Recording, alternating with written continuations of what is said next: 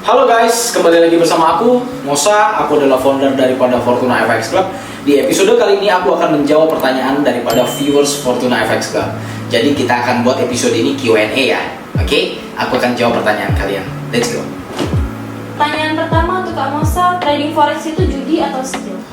Judi atau skill trading forex itu? Oke, saya akan jawab dari perspektif judi dulu teman-teman ya. Oke, kalau kalian bilang ini instrumen adalah judi, itu bisa jadi betul. Bisa jadi betul. Karena apa? Minimnya literasi dan kalian tuh nggak paham gimana caranya market itu bekerja, teman-teman. Karena kebanyakan orang terjun ke market forex ini, dia hanya tergiur oleh influencer-influencer yang cepat kaya, flexing dengan uang tumpukan, dengan modal sekian jadi sekian. Itu tanpa pahamnya meminimalisir resiko, manajemen resiko. Jadi mereka taunya modal 100.000 bisa jadi 100 juta. Kan seperti itu sekarang, teman-teman. Nah, itu bisa kita sebut sebagai judi, teman-teman. Kalian nggak tahu apa-apa entry, kalian masuk, kalian ikutin, kalian FOMO, dan akhirnya kalian loss. Terus ujung-ujungnya kalian bilang apa? Ini judi. Itu kembali lagi ke otak kalian ya, teman-teman ya. Jadi kalau kalian mau betul-betul di instrumen ini, nggak mau dibilang sebagai judi, coba kalian pelajari dulu ilmunya. Jangan sampai kalian minim literasi, teman-teman. Ya, karena instrumen ini adalah instrumen yang cukup luar biasa menguras isi kepala, teman-teman. Ya, berbeda dengan judi. Judi itu lebih ke senang-senang. Ya kan? Kalian tahu uang kalian itu akan hilang, gitu loh. Jadi kalian lempar tapi kalian senang. Kayak ke kasino. Seperti itu, teman-teman. Nah, tapi kalau kita dari perspektif skill, itu betul. Trading itu butuh skill, teman-teman. Capek loh trading itu. Susah trading itu. Nggak mudah jadi seorang trader itu, teman-teman. Ya, jadi dibutuhkan skill yang luar biasa. Jadi seorang trader itu kita harus paham kenapa market ini bisa naik, kenapa market ini bisa turun, apa sih penyebab dia naik dan turun, apakah ada batasan supply dan demand, bagaimanakah hukum permintaan itu berjalan, dan apa aja sih yang ada di market ini, ya kan? Ada dua analisa yang kita harus pelajari, analisa teknikal dengan berbagai macam sekali di sana banyak pola-pola. Dan ada analisa fundamental yang dimana kita mengikuti berita dunia, rilis, dan berpengaruh kepada market. Dan semua itu harus kita pelajari dan kita harus asah skill kita. Kita entry hari ini kita harus tahu alasannya. Apa sih buat entry buy, apa sih buat entry sell, alasannya apa. Dan kalau terjadi loss atau terjadi profit, kita koreksi, ini kenapa bisa buat saya loss, ini kenapa saya bisa jadi profit. Kalian terus asah skill kalian menjadi seorang trader baik pemula maupun trader profesional. Karena seperti pisau aja, teman-teman. Pisau yang tadinya tajam tapi nggak pernah diasah sama sekali, ujung-ujung tumpul, teman-teman ya. Begitu jawaban dari aku. Lanjut pertanyaan kedua, Kak Mosa pernah loss gara-gara emosi? Loss gara-gara emosi? Ya tentu pernah. Tentu pernah dong. Itu adalah hal yang wajar. Sebagai seorang trader pemula, saya dulu sebagai seorang trader pemula, saya memiliki emosi yang cukup besar. Kenapa? Begitu saya mengalami stop loss, saya memiliki perasaan pengen mengembalikan keadaan, pengen melawan market, pengen revenge, pengen cepat-cepat modal saya balik lagi. Yang tadinya kata-kata saya pengen profit, minimal balik modal ujung-ujungnya. Nah, itu saya pernah ngalamin, teman-teman, dan itu cukup luar biasa ya, teman-teman ya. Emosi itu kalau nggak kekontrol, yang tadinya saya harusnya lossnya itu $10 misalnya, saya bisa loss itu $1.000. Karena apa? Emosi, teman-teman. Jadi di sini penting banget ya untuk psikologi emosional dalam trading itu penting banget, teman-teman, untuk kalian jaga. Kalau kalian nggak bisa kontrol emosi, jangan tersentuh trading. Di saat kalian lagi merasa senang pun, di saat kalian lagi happy pun, itu jangan trading juga, teman-teman. Kenapa? Ketika kalian over confidence, terkadang market Anda merasa bersahabat dengan Anda, begitu sekali Anda kena loss, di situ mental Anda akan diuji. Akankah saya lanjut ataukah saya akan stop? Di situ saya pernah mengalami di posisi itu dan itu sangat sulit, teman-teman. Tetapi seiring berjalannya waktu, saya mengendalikan emosi saya belajar mengerti keadaan, dan saya perlahan-lahan mencoba untuk berubah. Seperti itu. Lanjut pertanyaan selanjutnya, kenapa 90% trader gagal? Oke, kenapa 90% trader itu gagal ya, teman-teman ya? Yaitu tadi, jawaban pertama. Orang menilai industri ini sebagai ajang untuk cepat kaya. Itu udah pasti gagal tuh orang seperti itu. Minimnya literasi, nggak mau belajar, maunya kaya instan, maunya ngikutin orang, FOMO pengen cepet kaya, itu udah pasti gagal tuh, teman-teman. Sebab apa? 10% orang yang berhasil di dunia trading itu mereka yang memiliki jurnal trading. Pertanyaan saya, kalian udah punya jurnal trading belum? Kalau kalian belum, mulailah dari sekarang untuk memiliki jurnal trading. Sebab dengan adanya jurnal trading itu bisa mengontrol risk reward kalian dan mengontrol money management kalian.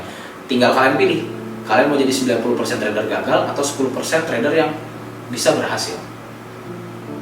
Lanjut pertanyaan selanjutnya, benarkah modal kecil bisa jadi besar? Modal kecil bisakah jadi besar? Menurut saya pribadi, kali ini saya akan jawab bisa, teman-teman. Kenapa saya bisa jawab bisa? Karena gini, kedisiplinan seseorang trader itu dimulai dari hal yang paling kecil, hal yang paling sederhana. Contoh, Anda memiliki ekuitas $10.000 dan orang memiliki ekuitas $100. Ketika orang tidak mengerti apa itu trading, dia langsung dikasih modal besar, itu akan habis. Kenapa? Dia nggak pernah ngerasain start dari modal bawah. Tapi kalau kalian start dari modal kecil, mengontrol uang kecil dulu, sampai Anda memiliki uang besar, begitu Anda balik lagi mengontrol uang kecil, Anda nggak akan kaget. Contoh, Anda modal $100 deh, targetin 5%, setiap entryan kalian 5% setiap harinya. Sudah dapat 5%, stop. Lanjut besok lagi, besok dapat 5%, stop. Ingat ya, saya ngomong persentase, bukan total profit harian, tapi saya ngomong persentase. Jika hari ini Anda profit 5%, berarti saldo Anda $105. Besok Anda profit lagi 5%, saldo Anda jadi $110,25. Seterusnya 5%, kompon terus 5%. Belajar mengkompon dari modal kecil dulu.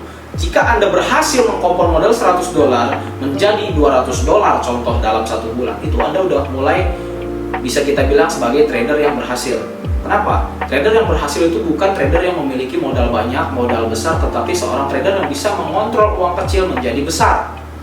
Dengan catatan, dengan pakai money management, teman-teman ya. Bukan berarti kalian itu harus all in. Kalian bisa all in dengan waktu-waktu tertentu. Dengan catatan, lu udah tahu nih ada kartu as yang lu pegang. Dan aset lu 10 juta, misalnya contoh. Ya gue all in di 1 juta aja.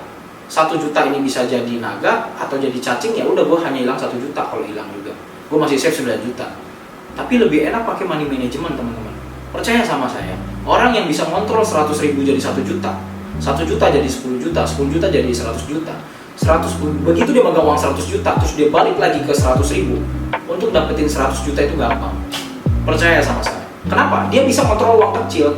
Berbeda dengan orang yang nggak pernah kontrol uang kecil terus dikasih uang besar. Salah satunya contohnya adalah kampung miliarder. Lihat mereka sekarang. Mereka lahannya dibeli, mereka pada beli mobil, yang nggak bisa naik mobil aja beli mobil, beli apa ya, mengexpand uangnya itu ke hal-hal yang nggak penting lah, saya bilang lah, bukan kebutuhan, lebih jauh ke keinginan. Ujung-ujungnya apa? Kembali lagi, lebih ke mindset. Kalau kalian mental kaya, kecil apapun modal Anda pasti berkembang. Tapi kalau Anda mental miskin, sebanyak apapun modal Anda akan habis. Oke? Lanjut. Apakah forex cocok untuk pemula?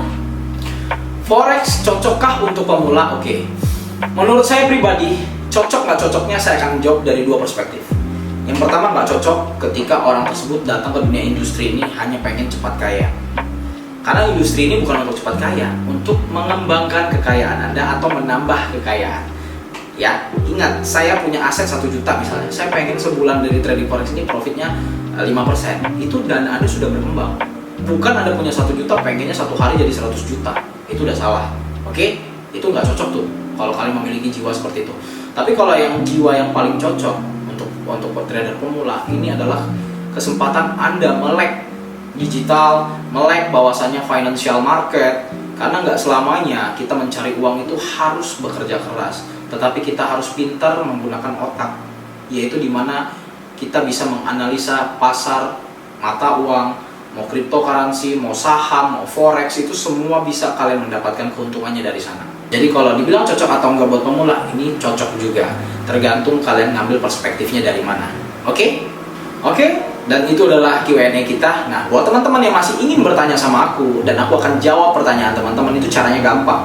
Kalian bisa bertanya di akun TikTok aku atau Instagram aku, atau kalian bisa tulis di kolom komentar di YouTube aku. Dan buat teman-teman jangan lupa like, comment, and subscribe di YouTube aku. Nah, buat teman-teman juga yang mau gabung ke komunitas aku tuh gratis. Ada di deskripsi ya teman-teman. Langsung aja, let's go.